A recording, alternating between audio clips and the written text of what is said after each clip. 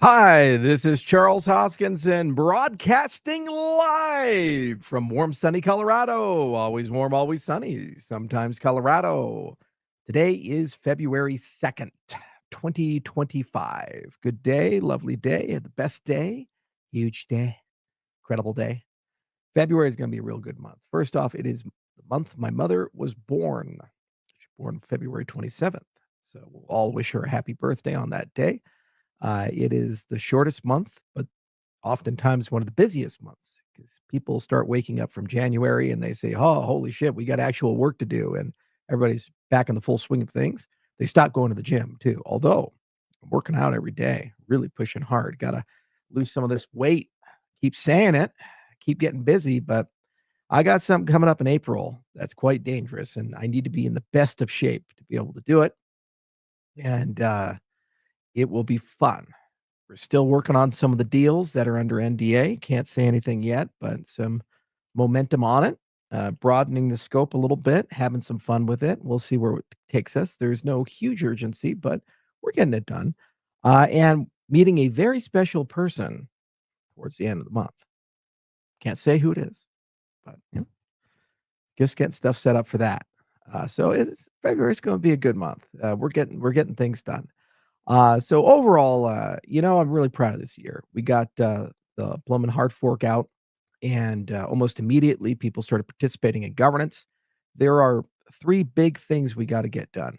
And those three big things are essential for the self determination and integrity of Cardano. Now that we have a full on chain government, we have a mechanism to get consent of the governed. And the consent of the governed has to be applied towards fundamental rights, strategy, and execution. So, fundamental rights is the Constitution. That's beginning the process all throughout this month. There'll be a ton of debate and dialogue, but the Constitution is already a pretty good consensus document, as evidenced by 2 years of work, 65 workshops, 50 countries, and the convention. Less of consensus is the strategy and the execution. So, the strategy is the roadmap. Where do we want to go as a product? We worked with Intersect and published a roadmap, not the roadmap. We think it's a pretty good consensus of the community as a whole. But the next step is after people read it, the DREPs come on board and they get their feet wet. More than happy to have engaging conversations with them. And we need to get an info action, get the roadmap ratified. Then it becomes the roadmap as consented by the government. And what will happen is horse trading. People add things, take things out. The budget is the same artifact. So Intersect is going to be publishing a budget. And what will happen is that many entities are going to publish budgets more likely than not. And the DREPs are going to have to form a working group with the institutions and basically discuss about consolidation. So this is what happens in a normal budget process when you look at like the Ways and Means Committee or other things in big governments is that one group of people take first crack at it. They kind of get it in the neighborhood. And so the current budget, I think, is 84 pages, and there's a lot of discussion about how oversight's going to work and what's things going to happen, et cetera, et cetera. That's in the neighborhood of correctness, but there's almost certainly some people that won't be happy. So those people who aren't happy are going to propose their own budgets, and then there's going to be kind of a consolidation of that. So things will blend together. So I fully expect that process to take about 2 to 3 months. But once it's done, we have a process, and we can begin that process actually in the fourth quarter of this year for next year, which means that we can get a budget approved annually and push it through. And it's the same for roadmap. One of the line items I recommended to Intersect was continuing the workshops that we did because I wanted to make sure that people were consulted everywhere, regardless of how much ADA they have or if they speak English or not. The Constitutional Convention was the product of 50 countries. You saw all the flags there and all the representatives. It's very important that the workshops come to you at your country to talk about the product roadmap, to talk about the budget, and the strategy of Cardano as a whole, these types of things. And so that consensus can percolate up and be aggregated together through a budget reconciliation process on an annual basis. A lot of hot topics. Patrick Tobler, for example, brought up the idea of using smart contracts. I think it's a great idea for the budget process and how I think it ought to be done. And we can innovate a little bit. It'll take a little bit of time, but the ADA side will already be done. Is that when vendors get paid, they can choose to accept ADA or stablecoins issued in the Cardano ecosystem. Now, both of those are assets in the Cardano ecosystem. So after the budget comes through, it makes sense to put those funds in a smart contract and then have those smart contracts auto pay in increments for the work done, and then have governance keys that allow that to be turned off in the event of an audit or oversight issue. You can put both USDM and USDA as well as ADA in that type of contract. And you let the firm decide if they want to take the volatility risk or not and be bullish on ADA or bearish on ADA, or maybe they're just not in the financial position to do so. Now, the advantage of this is if there's any funds left over in the smart contract at the end of the year, we already have a feature to donate ADA back to the treasury. So the smart contract can just sweep the remaining balance into the treasury to be reused. This also guarantees that the ADA can't be used for staking or governance participation. Now, we also could add a feature, and this is an interesting conversation to the ecosystem, to let people donate Cardano native assets to the treasury as well. So conceivably, the treasury could actually hold stablecoins or Bitcoin or other assets. It's an interesting conversation. And to get it started, it does make sense to say perhaps the treasury should hold a little bit of that. So it's an interesting thing. So Intersect was set up to facilitate these types of things. There are other entities that can facilitate these things, like Brevin Howard, for example. So there's dozens of administrators, even a multi-sig group could be selected. That's kind of the discussion and the reconciliation consolidation is what is the governance and oversight, the amount, the quantity of people being paid, scopes of work, how do they get paid? Is it monthly or quarterly? Do they get paid in ADA or a stable coin? What stable coins to use if we do that? It's a lot of details. And so that has to be derived from a strategy. The strategy will be the product roadmap. And so this product roadmap also has to be ratified through an info action. So these are all things to discuss. I also put a poll out recently where I asked, would people be okay with converting a percentage of the treasury, perhaps income to it, maybe 5 or 10%, into stable coins and having an external firm manage that so that we can improve stablecoin liquidity. And when I say external firm manage, what I'm saying is they actively participate in Cardano DeFi and actually achieve TVL.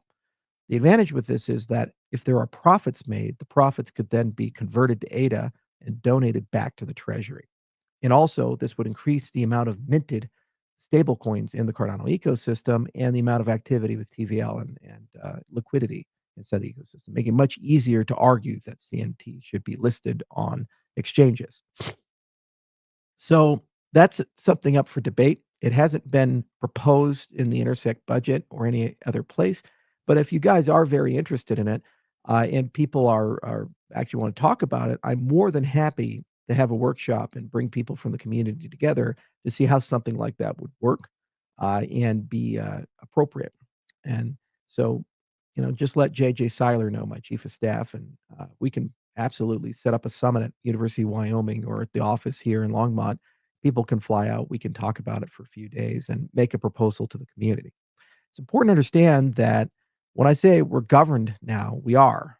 The D-reps are in charge, and the Constitutional Committee is in charge. Cardano has a government, and the D-reps are starting to really realize that. Some of them privately reached out to me and said, "Hey, wow, I actually have a vote.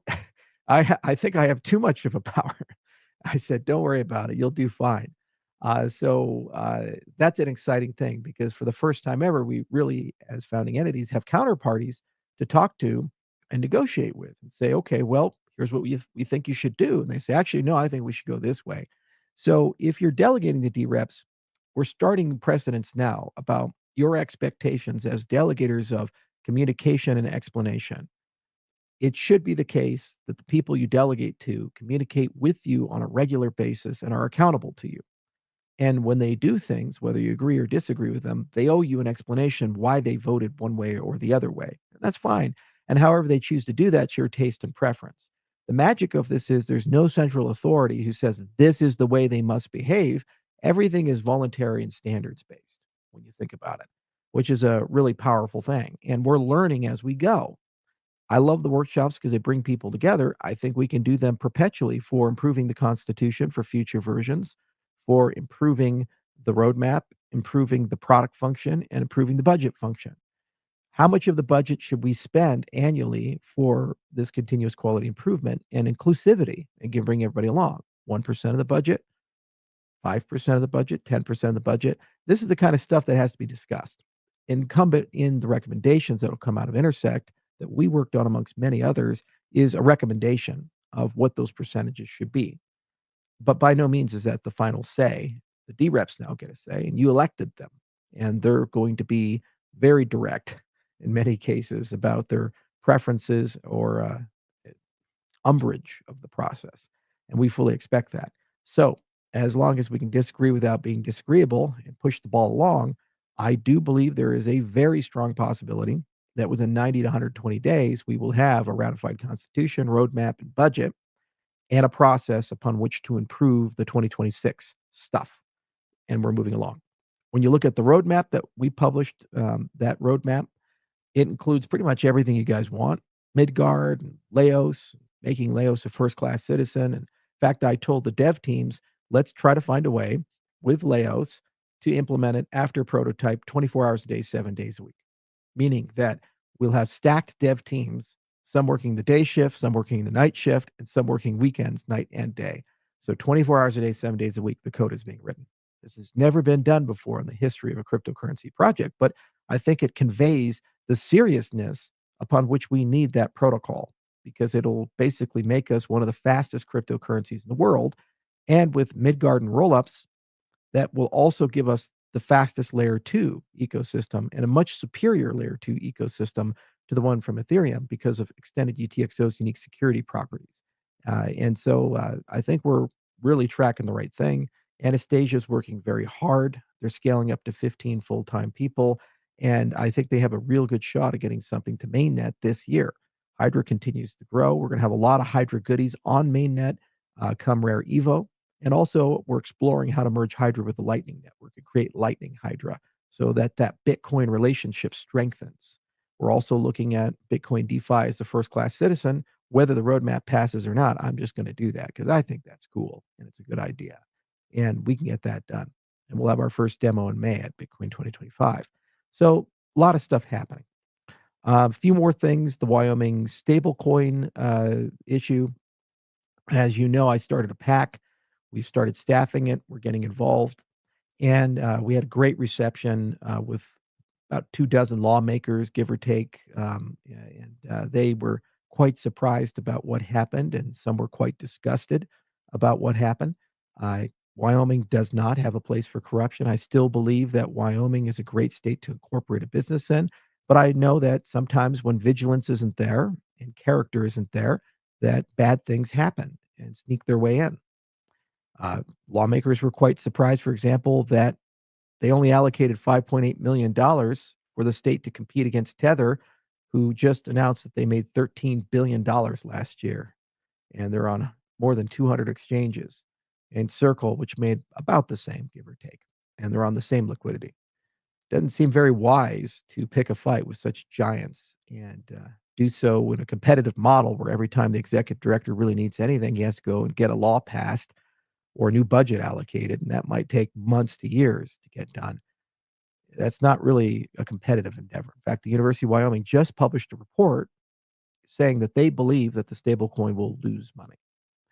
Notwithstanding the nepotistic, corrupt process that was followed, that excluded Bitcoin, which Tether just announced they're launching the stablecoin on, XRP, which just launched Real USD, regulated by the NYDFS, obviously Cardano, Hedera, Hashgraph, Algorand, ICP, and thousands of others. The only ones included were Ethereum, the layer 2 ecosystem there, and some of the things touched by the Circle ecosystem, like Sui, for example, which they just launched on, and Stellar, which started as a fork of Ripple. And it's pretty curious how Stellar qualifies and Ripple does not. I thought XRP has been around longer, and they're certainly meeting with the president. So it won't stand. Procurement has to change. That's the really core of it. Procurement wasn't followed. For those who weren't following this, to remind you, we were told again and again it would be an open process. The requirements would be publicly published. We would build demo and demonstrate we satisfied to qualify. Instead, the opposite happened. The requirements were kept hidden. We didn't know what was disqualifying versus qualifying. We were given no opportunity to build or demo anything. The executive director, who was a former employee of Consensus, decided to work and rate all of us. And he said that Cardano didn't have fundamental capabilities. Not only do we have those capabilities, freeze and seize, they're implemented as a smart contract through SIP 113. It's a smart contract. It does not require a hard fork. It's code, just like ERC-20 does not require a hard fork. We demoed with the University of Wyoming on the 31st this capability. The executive director was in the audience. Instead of conceding that he got it wrong, he seemed to imply that the demo was a fraud and we were lying. And it just shows a profound level of ignorance about how basic cryptocurrency things work. And it's pretty sad that the people of Wyoming now have to lose money on this project with such incredibly poor leadership. I do firmly believe that the lawmakers will do the right thing and defund this project and start over. And I do also fundamentally believe that it's not in the interest of the people of Wyoming to build, because of the criteria and the rollout of this, what is a functionally a CBDC. Every transaction will be tracked and monitored. The government at any time can freeze and seize your assets, and it's a state issuing it. Doesn't that feel like a CBDC to you? And our current president has said, no, we're not going to do that, and signed an executive order banning it. So I don't know why the state thinks it's a good idea to build a CBDC, but we're going to remind everybody in the state in a very short period of time that that's functionally what they've done. And now, because of procurement, a CBDC where the code will be written by people in Singapore, China, California, New York, perhaps some places in Europe. Okay, I guess that's what the people of Wyoming voted for, although I don't think they knew that they were voting for that. And we'll take that message to them. And the back of that, also change procurement in the state. So this never happens again. Because the reality is, over the next 10 years, state of Wyoming is going to be buying AI systems and synthetic biology systems and biotechnology systems and autonomous systems and humanoid robots. And I don't really feel comfortable with Sam Altman coming into the state and basically just setting up a no bid contract for OpenAI to decide all of that. I don't really feel comfortable with Bill Gates coming into the state and with very little oversight building a molten salt nuclear reactor in a small town that's not equipped to regulate or oversee that construction. I just don't. And I don't think the people of Wyoming feel very comfortable about that. So procurement, it's about making sure we don't get screwed. Why do I care above and beyond Cardano? Cardano was never given a fair shake. We weren't even allowed to bid. So when people on that side say that we're a disgruntled vendor, we aren't a vendor because we weren't allowed to be a vendor. We were not allowed to bid. That's this process. We didn't lose an RFP. We didn't miss something. We were disqualified without appeal for a feature we actually have. Just get that through your head, because that's a lie if they say anything else. That's what happened. I'm concerned because I've put hundreds of millions of dollars into the state. My clinic up in Gillette, Wyoming, and my construction company there employ a combined over 250 people. And at the end of this year, we'll have over 120,000 square feet of buildings we constructed, from a state of the art biotechnology lab to a clinic with over 11,000 patients growing to 15,000 patients. This is not a fly by night. I incorporated yesterday and I have a single software engineer and a rent a lawyer operation. We are creating jobs in Wyoming, and we have spent 6 years investing in Wyoming. But according to this commission, we're not even qualified to have a look to compete. And Cardano's crap. So saith Consensus and Ethereum, who Joe Lubin did meet with the executive director. That's a publicly known fact that he admits himself, as did BlackRock with the governor and Circle with the governor, whose general counsel is now one of the commissioners. That doesn't smell bad. I don't know what does. I really don't. So we're going to get this cleaned up, because I want people to come to Wyoming. When Kraken came, it's a $1.5 billion revenue company. They're a great citizen of the state. And I have great admiration and respect for Jesse and his people. They're wonderful people. The point of the 40 laws that were passed was to be a neutral body for people to come in and get things done. And, a lot of people answered that call, but it's a very competitive reality. And when Wyoming missteps, people have second guesses about should they incorporate their crypto business there or should they take their jobs and business to Texas. It also makes me wonder, should I continue investing in the state or not if corruption is allowed to come in? If we ever need to do something with the government, for example, we're considering building a medical school around 2030 to 2035 in Gillette. I need to work with the state to do that. I wonder, will that actually happen? Or will corrupt interests from out of town come into place and co opt that process?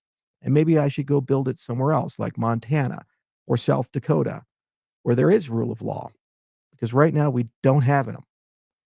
So if I have these doubts, living there, having a bison ranch there, putting hundreds of millions of dollars into it, I can't imagine what people who don't have that kind of investment connection to the state do. So we need to change it. And this cancer needs to be cut out. And that's why I set up the Integrity PAC, and we're going to go and make the case. And I firmly believe that the voters of Wyoming will not stand for this. I firmly believe that a lot of lawmakers, once they realize what happened, will not stand for this. And I firmly believe the strongest possible rebuke will occur. And it's not going to just stop at defunding a stablecoin. There absolutely needs to be investigations into how we got here and a fundamental change in the procurement process as a whole. And I'm absolutely going to support governor candidates in 2026 who support that line of thinking. I'm going to support lawmakers who support that line of thinking in every single race in the state. And I don't care if I have to spend $10 million or $30 million. I've already spent hundreds of millions of dollars on my infrastructure in the state. I live there, and I cannot permit corruption and dishonesty to take over the process. So, keep you guys in the loop. There's a lot of great people there, like Ken and Karen and others who have a long legacy in the state. They're real bright, some young and some old, and they're fully prepared to travel. And we're going to be at every rodeo. We're going to be in every kitchen. You'll see some television ads. We'll see some radio ads. We're going to get everybody rallied up. And I have yet to begin to fight. 37 years old and worth a lot of billions of dollars. So if this is my personal mission every year, fighting season, we'll do it. Might take 10 years, might take 20 years. I don't give a fuck. I really don't. I have no patience and tolerance for corruption. I have no patience and tolerance for the state weaponizing its procurement to give people who live in Singapore, in California, New York, the money of the state for something they were told they shall endeavor to use people from the state. Just full stop. So there you have it. And if people want to read more about it, more will be out there. There's actually already a crowdsourced response that the Cardano community is putting together. And I would like to remind all the other ecosystems you were disqualified too, and you have standing for a class action lawsuit. The last resort. We'll see if legislatively things can be better, because we just need to move on. And there has to be an admission that they got this one wrong. And if they do, then actually I think it makes the case Wyoming is the best place to incorporate your business because they can change bad behavior. People hate government because when government does something wrong, and we all do something wrong, we all make mistakes. Government never admits that it made a mistake. They just blithely push on and pretend like they have no accountability. And every now and then, people get so frustrated, just like babies with diapers, they have to change them. Politicians are the same. All right. We'll get to your questions now.